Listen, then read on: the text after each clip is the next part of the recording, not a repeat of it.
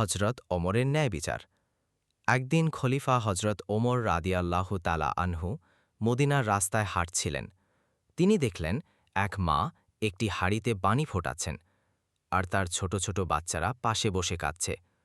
হজরত ওমর রাদিয়াল্লাহু তালা আনহু জিজ্ঞেস করলেন, তুমি কি রান্না করছ, আর বাচ্চারা কেন কাঁদছে? মহিলা উত্তর দিলেন, আমি গরিব, বাসায় কিছু নেই, হাঁড়িতে শুধু পানি আর কিছু পাথর দিয়েছি যেন বাচ্চারা ভাবুক আমি কিছু রান্না করছি।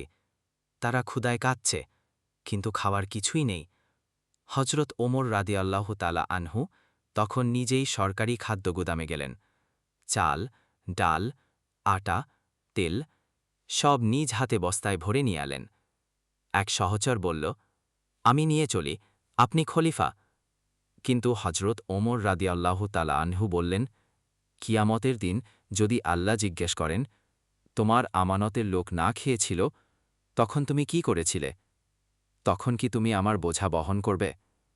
তিনি নিজেই সব খাবার বহন করে আনলেন এবং মহিলা ও তার বাচ্চাদের খাওয়ালেন। গল্পের শিক্ষা: নেতা বা বড় হওয়া মানে দায়িত্ব নেওয়া, অহংকার নয়।